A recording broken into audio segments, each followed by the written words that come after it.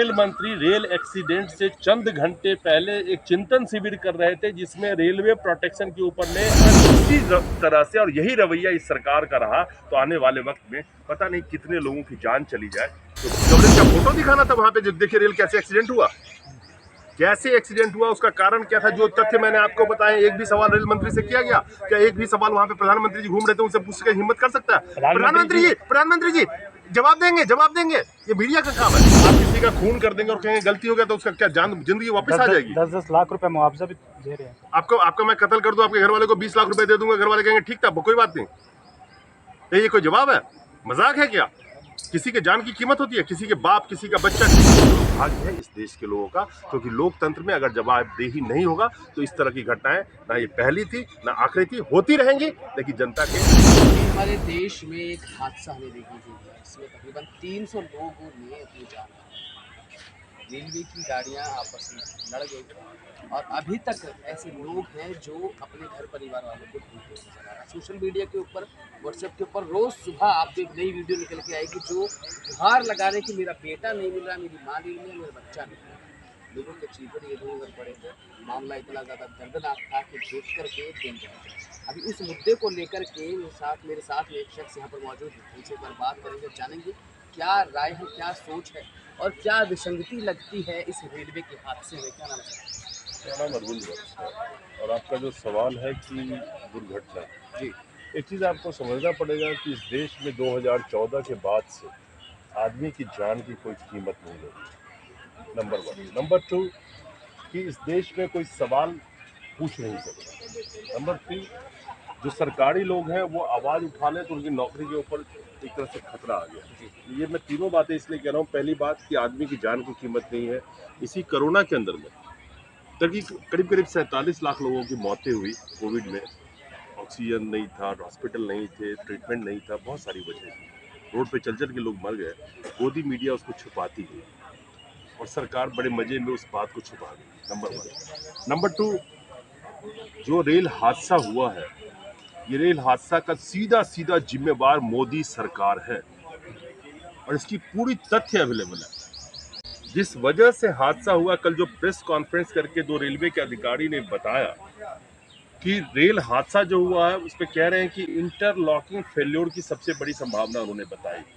इस interlocking system failure के लिए रेलवे के अधिकारी ऑलरेडी, डेट बता रहा हूँ, 9 फरवरी को उन्होंने चिट्ठी लिखा था इसी रेल मंत्रालय को, मोदी सरकार को आगाह किया था कि 8 तारीख को उसी मैसूर डिवीजन में संपर्क क्रांति रेल टकराते बच गई थी और बच इसलिए गई कि जो लोको पायलट था उसकी समझदारी से बच गई थी और मामला सामने आया था कि इंटरलॉकिंग फेल्योर है। आज अगर उस इंटरलॉकिंग फेल्योर के ऊपर एक्शन लिया गया होता तो ये चीजें नहीं होती, शायद इन लोगों की जान बच जाती। इस देश में 2.5 करोड़ से ज्यादा लोग रोज रेल में सफर करते हैं, यानी कि एक ऑस्ट्रेलिया की आबादी हमारी भारत में रोज रेल के सफर में होती है, जिनकी जिंदगी हर वक्त जो दौड़ चल रहा है उसमें दांव पे लगी है। लेकिन रेल मंत्री रेल एक्सीडेंट से चंद घंटे पहले एक चिंतन शिविर कर रहे थे, जिसमें रेलवे प्रोटेक्शन के ऊपर में रेलवे अधिकारी उनको प्रेजेंटेशन देना चाहते थे अलग अलग जोन के, लेकिन उनको प्रेजेंटेशन नहीं देने दिया गया। कहा गया नहीं, एक जोन का सिर्फ प्रेजेंटेशन कहा कि दे दीजिए और बात कीजिए किस पे, वंदे भारत पे बात कीजिए। वंदे भारत से राजस्व कितना कमाई हो रहा है इस पे बात कीजिए। राजस्व, इनका आदमी की जान की कीमत नहीं है। मोदी जी रोज हरा झंडा लेकर के पहुंच जाते हैं उसको हिलाने के लिए। क्या वो ट्रेन हवा में उड़ेगी या पटरी पे चलेगी? उस पटरी की मेंटेनेंस के ऊपर में इंडियन एक्सप्रेस की रिपोर्ट कहती है कि किस तरह से 4 दुर्घटनाओं में से पिछले रेल के 3 दुर्घटनाएं डीरेलमेंट यानी पटरी की खामियों की वजह से हुई है, पटरी की मेंटेनेंस प्रॉपर नहीं होने की वजह से हुई है। जो रेल पटरी पे चलती है, जो रेल सिग्नल के बदौलत चलती है, इन दोनों डिपार्टमेंट पे इतनी बड़ी क्या कहना चाहिए कि मतलब कोई ध्यान देने की जरूरत नहीं है सरकार को कि खाली रेल का उद्घाटन करते चले जाओ। ये कहते हैं कि 120-150 किलोमीटर रेल की स्पीड की बात करते हैं, औसत स्पीड 64 किलोमीटर पर आवर आती है रेल की। आप 64 किलोमीटर प्रति घंटे चलने वाले रेल को आप कंट्रोल नहीं कर सकते, उसका एक्सीडेंट आप नहीं रोक पाए। और रोकने का वजह सिर्फ एक बता रहा हूँ कि जो रिपोर्ट दी गई थी आखिर उस पर संज्ञान क्यों नहीं लिया गया, और आज तो 300 है। अगर इसी तरह से और यही रवैया इस सरकार का रहा तो आने वाले वक्त में पता नहीं कितने लोगों की जान चली जाए। क्योंकि सिग्नल सिस्टम और आपका ये ट्रैक मेंटेनेंस दोनों के डमाडोल हाल में चल रहा है। सिर्फ रोज नया नया रेल लॉन्च करने से होगा, और वो भी खासकर वंदे भारत में कौन चलता है यार। इस देश की 80 करोड़ जनता जो 5 किलो अनाज पे टिकी, और 100 करोड़ जनता मान के चलिए कि सबसे सस्ता साधन ढूंढ दिया कहीं पहुंचने के, उनको कोई जल्दी नहीं है। बुलेट ट्रेन से भारत के लोग जल्दी पहुंच के करेंगे क्या? बेरोजगार लोग क्या करेंगे वहां? बेरोजगार लोग। स्पीड विदाउट सेफ्टी, आपको लगता है आप सब यहाँ पे खड़े हैं, स्पीड विदाउट सेफ्टी कुछ है? स्पीड विदाउट सेफ्टी कुछ है? लेकिन रेल मंत्री तो ये भी कहते हैं ना कि ये कवच है, कोई दुर्घटना नहीं होगी, हम लोग काम कर रहे हैं, वो चीजें आगे बढ़ा रहे हैं। कवच के लिए देश की जनता को सिर्फ बेवकूफ कब तक बनाया गया? कवच की जो बात हो रही थी उस टाइम में एक डेटा देख रहा था कि करीब करीब 30 लाख रुपए पर किलोमीटर उस कवच को इम्प्लीमेंट करने के लिए खर्चा आएगा। इस देश में 1 लाख किलोमीटर से ज्यादा की रेल लाइनें हैं। ठीक है, करीब करीब कुछ डेटा कह रहे हैं कि तकरीबन 34-35 हजार करोड़, कुछ कह रहे हैं कि 1 लाख करोड़ रुपए का खर्चा होगा। नहीं हुआ ना। आज उस ट्रैक पे कवच नहीं था, रेल मंत्री कह रहे हैं ना कवच नहीं था। आप एक लिस्ट बना के देंगे कि किस ट्रैक पे कवच है, ताकि जनता उसी ट्रैक पे चलेगा। आप लिस्ट बना के क्यों नहीं दे रहे हैं कि अब इस ट्रैक पे भाई कवच है, इस पे एक्सीडेंट आप शायद आप होगा तो नहीं होगा, उसके मैं गारंटी लेता हूं, इस रूट पे कवच नहीं है। जनता तो आंख बंद करके उसी रेल में बैठ रही है ना, और फिर एक्सीडेंट होता है तो आप कहते हैं कवच नहीं है। ये कौन सी चौकीदारी चल रही है देश में? ना बेटियों के साथ इज्जत का जो खिलवाड़ करे ना उस पे एक्शन हो, ना देश के पैसे के ऊपर कोई खिलवाड़ करे उस पे कोई एक्शन हो। आपको रेलवे सरकारी कर्मचारी यानी कि रेल के अधिकारी की मैं बात करूं, वो कोई रिपोर्ट दे तो ना उसके ऊपर आप कोई संज्ञान ले, तो आप कर क्या रहे हैं? कौन सी चौकीदारी कर रहे हैं? ये सवाल इस देश में पूछेगा कौन? सरकार तो मान रही है कि गलती हुई है। आप किसी का खून कर देंगे और कहेंगे गलती हो गया तो उसका क्या जान जिंदगी वापस आ जाएगी? 10-10 लाख रुपए मुआवजा भी दे रहे हैं। आपका मैं कत्ल कर दूं, आपके घर वाले को 20 लाख रुपए दे दूंगा, घर वाले कहेंगे ठीक था कोई बात नहीं। ये कोई जवाब है? मजाक है क्या? किसी के जान की कीमत होती है? किसी के बाप, किसी का बच्चा, किसी का रिश्तेदार अगर मर गए हैं, आप क्या कहेंगे 10 लाख रुपए देने से उनकी जान वापस आ जाएगी, उसका बाप वापस आ जाएगा? नहीं, आपने मुझसे ये सवाल पूछा, आपकी मैं कत्ल कर दूं, आपके घर वाले को 20 लाख रुपए दे दूंगा तो चुपचाप चले जाएंगे वो? ये मर्डर है, मर्डर। सबसे बड़ा रेल का नेटवर्क है भारत का। नंबर 1 तो छोड़िए, सबसे बड़ा नेटवर्क है। 1 लाख किलोमीटर से ज्यादा की रेल लाइनें, अब 8,000 के करीब स्टेशन, वो सब जो जनता के पैसे से बने हैं, उसको प्राइवेटाइज करने के लिए आपको पता है 14.5 लाख के करीब जो रेलवे की पोस्ट है उसमें से 3.5 लाख पद खाली है। वो 3 लाख पद किसके खाली हैं?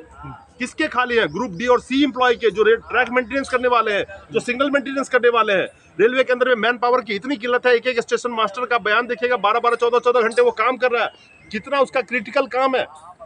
आपने मोदी सरकार की बात करी, आप कह रहे हैं कि मोदी सरकार की वजह से ये सब कुछ हो रहा है। मोदी सरकार तो कह रही है कि जब से 2014 से वो सत्ता में आए हैं, विकास हो रहा है, देश को नई नई योजनाएं मिल रही हैं, प्रगति से देश आगे बढ़ रहा है।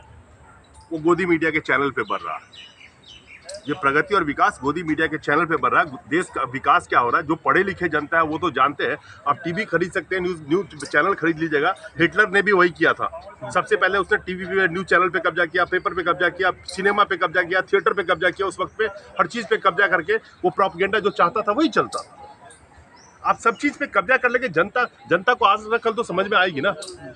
आज भी हमारे गांव के लोग, कितने लोगों के पास डिश है, केबल है गांव में, हम इस पे नहीं जाना चाहते, लेकिन सोशल मीडिया एक ऐसा साधन है जो आज भी जनता के सामने जो सच्ची न्यूज होना चाहिए और जो जनता से जुड़े हुए खबर है वो दिखाने की कोशिश करती है। जितनी ही उसकी रीच है उतना ही, इनका 1 लाख होगा, इनका 5 लाख होगा, किसी का 10 लाख होगा, लेकिन अब देश की हर एक जनता समझ चुकी है कि गोदी मीडिया जो प्रोपेगेंडा फैलाकर जिस विकास की आप बात करते हैं ना, उस विकास का कहीं नामो निशान नहीं है। और जिस तरह से इस देश की जनता और देश के साथ खिलवाड़ हो रहा है, आने वाले 2024 के चुनाव में जनता इसका जवाब पुरजोर तरीके से देगी, जैसे कर्नाटक में। गोदी मीडिया की आप बात कर रहे हैं, तो गोदी मीडिया तो सबसे पहले वहाँ पर कवरेज करने के लिए पहुंची है। क्या कवरेज करके दिखा रहा था गोदी मीडिया? कवरेज का फोटो दिखाना था वहां पे, जो देखिए रेल कैसे एक्सीडेंट हुआ, कैसे एक्सीडेंट हुआ, उसका कारण क्या था। जो तथ्य मैंने आपको बताया, एक भी सवाल रेल मंत्री से किया गया क्या? एक भी सवाल वहां पे प्रधानमंत्री जी घूम रहे थे, उनसे पूछ के हिम्मत कर सकता है? प्रधानमंत्री जी जवाब देंगे। ये मीडिया का काम है। लेकिन प्रधानमंत्री जी काफी संवेदनशील हैं और वो जैसे ही हादसा होता है वो प्रधानमंत्री। आप संवेदनशील नहीं हो, देश की हर जनता संवेदनशील है। जब आपकी गलती हो, आपकी गलती से किसी की मौत हो जाए, जो देश की जनता ने भरोसा आप पे किया था, तो संवेदनशीलता दिखाने से सब कुछ नहीं हो जाता सर ना। सिस्टम बनाने में टाइम तो लगेगा ना। अब 2014 से लेके जब ओहो मेरे विकास की भाई, यात्रा हो रही है, विकास की बात हो रही है, तो 60 समय तो महीने मांगा लगेगा। था, आप 60 महीने मांगा था, आप 70 साल 60 पहले महीने मांगा क्यों था। पीछे क्यों नहीं बात कर रहे हैं? 70 साल में क्या कुछ हुआ, क्या कुछ नहीं हो पाया, उसकी भरपाई आप 9 साल 10 साल में चाहते हैं। आप पत्रकार 70 साल में आप भी बीजेपी की भाषा बोलने लगेंगे। 70 साल में किसका 70 साल का राज था? 60 साल के बाद 10 साल बीजेपी का भी इसी में जोड़ दीजिए, जो आईटी सेल करती है। पहले भी तो बीजेपी की सरकार रही। चलिए अब 60 साल ही कांग्रेस की मान लेते हैं। आप ही की बात में आता हूँ। 60 साल में इस देश में जहाँ जो आप ट्रेन पे चल रहे हैं, वो 60 साल में ही बना, सब कुछ चला, तब भी चल रहे हैं कि जो हवाई जहाज पे उड़ रहे हैं, जिस रोड पे आप तो चल कितने रहे रेल हादसे होते थे? उसको अपग्रेड करने में तो टाइम तो हादसे लगेगा होते ना। थे। रेल हादसे होते थे, रेल हादसे की जिम्मेवारी ली जाती थी, रेल हादसे का कारण ढूंढा जाता था। आप एक्सप्रेस की रिपोर्ट उठा के देखेंगे, फिर आप बीबीसी की रिपोर्ट उठा के देखिए, आज ही छपा है कि पिछले जितने रेल हादसे हुए हैं ना, उस रेल हादसे पे इंक्वायरी के नाम पे क्या किया गया इसी सरकार में। आप कोई भी सरकार बदलते हैं ना, यही सोच के बदलते हैं कि पीछे वाला, मैं कहता हूँ, बेकार सरकार थी, पीछे वाली बेकार सरकार थी। उसी बेकारी का नतीजा हुआ, तभी तो आपको सत्ता पे कुर्सी पे लाया गया ना। आप उसी को दुहाई देते रहेंगे, इसके लिए जनता आपको थोड़ी चुना। तो प्रधानमंत्री जी मोदी जी खुद ऑन ग्राउंड रिपोर्ट पे गए थे वहां पर। सर सवाल ये भी है, 2024 का चुनाव है ना, इसलिए ग्राउंड और रिपोर्ट दोनों दिखाई दे रही है आपको। जवाब क्या दिया उन्होंने, ये बताओ ना, जवाब क्या दिया जनता को उन्होंने? सर सवाल तो ये भी है ना कि आखिर इतने सारे चीजों को मेंटेन करने में समय तो लगेगा ना। अभी 9 साल 10 साल का कोई बहुत ज्यादा समय नहीं होता। अरे मेरे और भाई, और अरे जिस नहीं, जिस तरीके से आप अरे वंदे भारत की नहीं, कल्पना कर अरे रहे हैं, नहीं। जिस तरीके से लोग इतने फास्ट सफर कर रहे हैं और हर एक सुविधा के साथ में वो सफर कर पा रहे हैं, तो ऐसे में कुछ समय तो लगेगा ना सर। ऐसा थोड़ी होगा कि 9 साल 8 साल में नहीं, मोदी जी को क्या फावड़ा और रिंच उठा के रेलवे लाइन पे पहुंचना है क्या? उसी जो टाइम की आप बात कर रहे हैं ना, मैं आपको दोबारा बता देता हूं कि इस देश की लाइफ लाइन है इंडियन रेलवे, जहां पे 2.5 करोड़ लोग सफर करते हैं। उनकी जिंदगी से आप खिलवाड़ करेंगे और सिस्टम आप कहते हैं, मैंने कहा मोदी जी क्या फावड़ा लेके जाएंगे रेलवे लाइन पे? उस सिस्टम को ठीक करने के लिए ही आप टैक्स देते हैं, नमक पे भी टैक्स देते हैं। आज 100 रुपए का पेट्रोल डीजल खरीद रहे हैं, महंगाई झेल रहे हैं, सिस्टम को ही ठीक करने के लिए, उस सिस्टम पे पैसा ही खर्च करने के लिए। ट्रैक मेंटेनेंस के ऊपर में पिछले 2-3 सालों में जिस तरह से उसके फंड में कटौती की गई है, देखिए जाके ट्रैक मेंटेनेंस का फंड खर्च तक नहीं कर पा रहे हैं वो। रेलवे के लोग कह रहे हैं कि 1 लाख करोड़ रुपए चाहिए मेंटेनेंस के लिए, ट्रैक मेंटेनेंस और अदर मेंटेनेंस के लिए 1 लाख करोड़, यहाँ 100-200 करोड़ देके निकल जा रहे हैं। जिस पे 2.5 करोड़ जनता की रोज जान जिस ट्रेन पे चल रहे हैं उस पे लगी हो, उसका मेंटेनेंस करने के लिए आपके पास पैसे नहीं है। आपका ये कहना है फिर कि कहाँ जा दुनिया रहा का जो सबसे बड़ा रेलवे नेटवर्क है उसमें भी विसंगतियां हैं।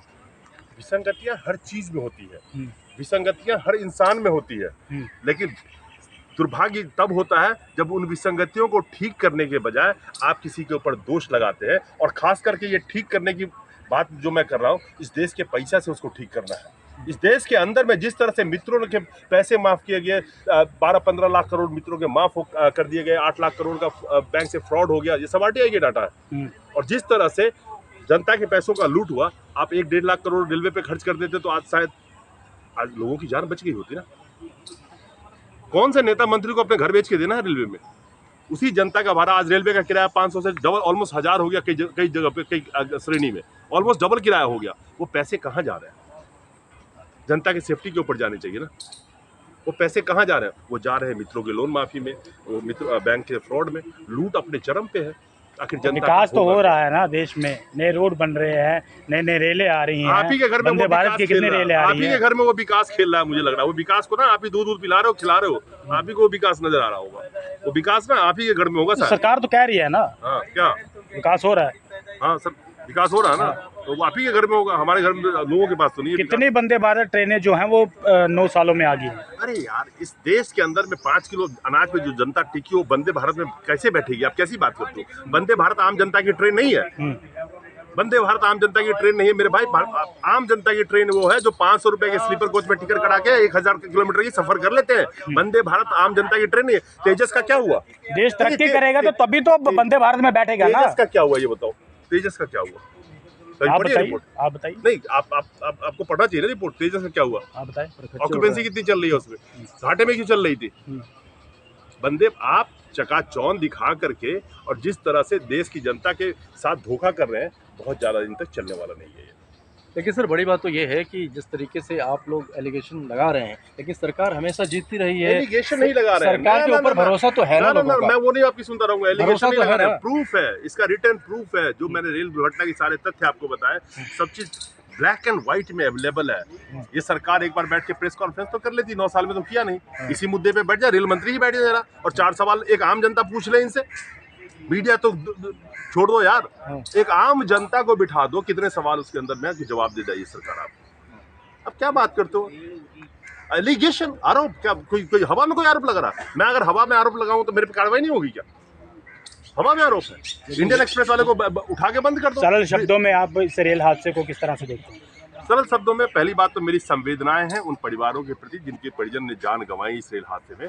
और मैं बड़े दुर्भाग्य कहूंगा इस देश का कि लोगों ने ऐसे सरकार को चुना है जिस सरकार कान से बहरी है और मुंह से गूंगी है, जो किसी चीज को सुनने को तैयार नहीं है। ये दुर्भाग्य है इस देश के लोगों का, क्योंकि लोकतंत्र में अगर जवाबदेही नहीं होगा तो इस तरह की घटनाएं ना ये पहली थी ना आखिरी थी, होती रहेंगी, लेकिन जनता के हर किसी भी सवाल का जवाब नहीं दिया जाएगा। आपने कहा कि जनता ने सरकार को चुना, पहले कांग्रेस थी अब बीजेपी है, तो जनता के पास ऑप्शन क्या है? आप केजरीवाल?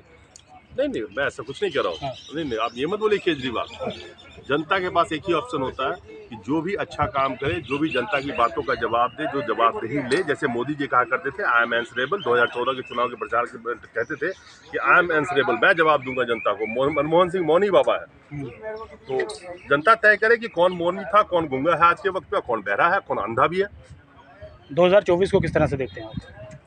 जनता के सामने सारा कुछ खुली किताब है। मैं इस तरह से 2024 को देखता हूँ कि सबसे बड़ी हथियार जो इनका था, सबसे बड़ा हथियार गोदी मीडिया, वो अब नाकामी के अपने उस शिखर पे पहुंच चुकी है जहां पे जनता ने उस पर भरोसा छोड़ दिया है। और ये किसी भी कीमत पे प्रोपेगेंडा फैला के और झूठी विकास दिखा के, जैसे आपके घर में विकास कूद रहा ना हवा में, वो विकास दिखा के वो वोट नहीं ले सकते जनता से। और जनता इस बात को जान चुकी है कि ये मंदिर, मस्जिद, धर्म, जाति, डिवाइड एंड रूल, इसकी राजनीति से किसी भी देश का आज तक भला नहीं हुआ, और इस देश का भी आज भी भला नहीं हो रहा है और कल भी भला नहीं होगा।